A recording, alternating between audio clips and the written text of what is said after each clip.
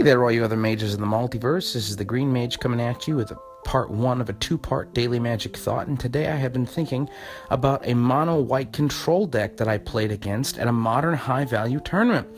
I was playing my Naya Burn deck, which is a great deck. I really enjoy it.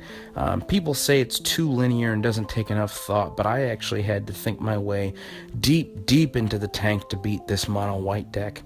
And my opponent was playing, like I said, a mono-white deck.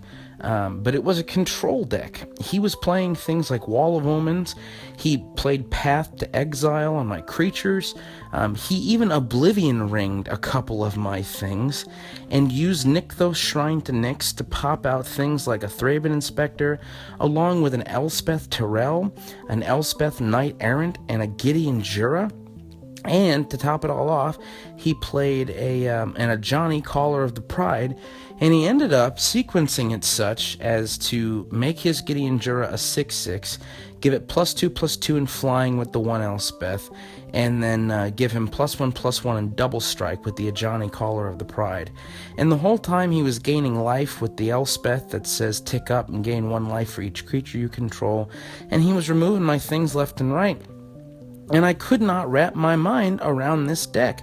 Now, a friend of mine that I had with me there said it was a mono-white rock deck, but those decks play Emeria, and so I'm not entirely sure what list he was running. I did ask the man where he found the deck list. He said he found it on a site called 4chan. I'm sure many of you are familiar with 4chan. But he said it had won a Russian equivalent of a GP, a big Russian modern event. And he found the deck list in Russian and had to translate it over in Google Translate. I mean, this is some crazy stuff. So I asked if I could take a picture of the deck, and he said no pictures. I asked if I could look through it, and he said sure. And so I kind of made a mental note of all these cards. But it was a really crazy deck. It was a really fun deck, and he said it cost only about $200. And I think the bulk of that's probably in the Planeswalkers, and maybe the Nykthos Shrine to Nyx. I'm not entirely sure how much it is.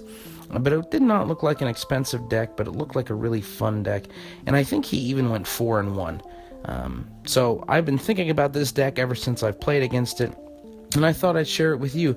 What do you think of this deck? Have you come across this deck, people who play Modern? Do you know what this deck is doing or how it functions? I have kind of a thought, but I'd love to hear from you. If you'd like to call into the show, you absolutely can. If it's appropriate, I'll play it on air, and I'll interact with it. And if you'd like to tweet at me, you can do so. I'm at TheGreenMage14 on Twitter. And I love to tweet back and forth with you in 140 characters or less. And if you'd be so kind as to share this segment on social media, I'd really love to hear other people's opinions about this deck. I'm really curious to see if this is an actual viable deck, or if anyone can find the link to the deck list from the Russian tournament. I did some searching last night, and I could not find it. Anyway, thanks for listening. This has been the Green Mage, and that's been part one of a two-part daily magic thought.